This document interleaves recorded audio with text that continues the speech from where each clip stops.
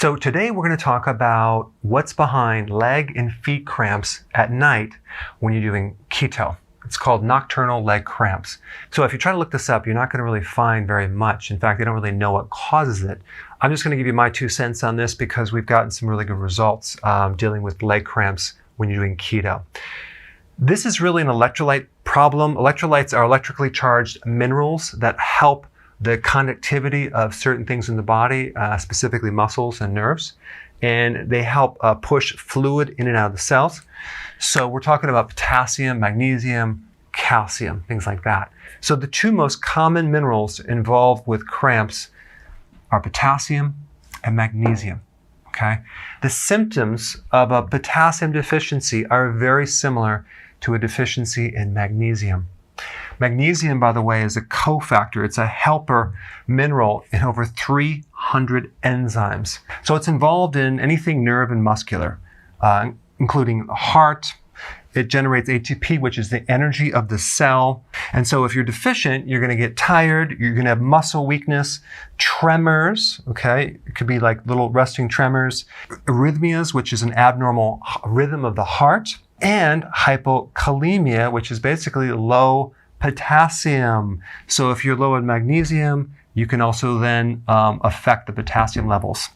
Also loss of appetite, and I already mentioned weakness, okay? With potassium, very similar symptoms. Potassium controls the cell energy. It's involved in the cell pump of things going in and out of the cell. It's involved with nerve and muscle and also sleep. Both these minerals are involved in relaxing the body and helping it feel calm. And the other thing that these minerals are involved in is the ability for the muscle to fully relax and not stay in a cramp. Okay, so now you're on keto. Why are you getting these cramps and why are they at night? So I have some theories on why they are at night versus the day, but let's first talk about what could happen when you do keto, especially in the beginning. When you are in keto adaptation, your body does require more potassium and more magnesium, especially if you're going into keto coming off of a high carb diet, because you've already been depleted, because higher amounts of carbs will deplete these. And so you're now going into keto and you're doing IF, and your body's using your reserves, which if you don't have much there, you can end up with a deficiency. So this is why I always recommend either taking potassium, magnesium with electrolyte powder, or making sure you're getting it from the diet. So the foods that are high in potassium, magnesium are really the leafy greens, okay? At the heart of the chlorophyll molecule, which is all the green stuff in those leafy greens, you have magnesium. So magnesium are in the greens, also potassium are in the greens. And I've been recommending consuming 7 to 10 cups a day. Now you might say, well, that's a lot of greens, and when I consume that, I might get bloated, in which case that means that you have an intestinal problem and you probably want to lower it, okay? But if you don't have an intestinal problem, you want to start to increase your greens. Now, should they be raw or should they be steamed or slightly cooked? I would say do 50-50, because when you cook them, you actually do enhance certain phytonutrients and you do increase the availability of certain nutrients. And on the other hand, when you have some raw, you also get other factors like enzymes and you get other nutrients that are a little bit higher. But as far as minerals go, when you steam vegetables, you're not going to lower your mineral content unless it drains out into the liquid, into the water that you're boiling it with. But if you're steaming it and you're consuming the whole thing, you actually are increasing the absorption of minerals because you're getting rid of some of the anti-nutrients, which I'm going to do a separate video on that. Also, when you're steaming the vegetables or you're stir frying them, a lot of people have an easier time of consuming them. They're easier to digest. But here's the thing that I want to talk about, okay? So here you are, you're on keto and you're doing a lot of greens and you're still getting cramps. That is because your salt is too high. When you increase your salts, you actually can throw off the ratio. And in other videos, I recommend taking more salt, okay? In this situation, if you get cramps and you're consuming a lot of greens, just cut back your salt a little bit because you're doing too much, and then your cramps will completely go away.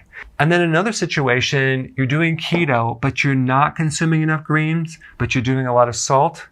All you need to do is increase your greens to counter that.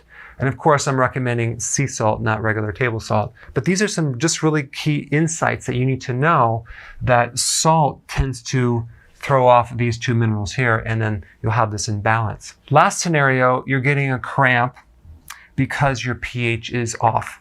Now I'm talking about the blood pH. So normally the pH of the blood should have a very tight, small band of being slightly alkaline. Okay, so it is alkaline, but it's just slightly alkaline.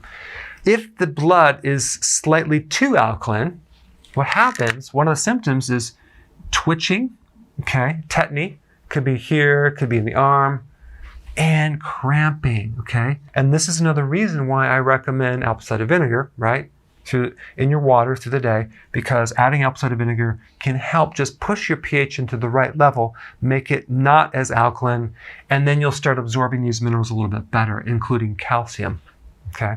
So in other words, in order for these minerals, which are alkaline, including calcium, to be absorbed more readily, you need the right pH. And even if your stomach is not acid enough, that can create the same situation. So in summary, consume large amounts of greens if you don't have a problem with your digestive system. Make sure you regulate your salt. Not too much, just the right amount, okay? And apple cider vinegar if you're getting a problem with that, and your cramps should go away. Thanks for watching. Hey, if you're liking this content, please subscribe now, and I will actually keep you updated on future videos.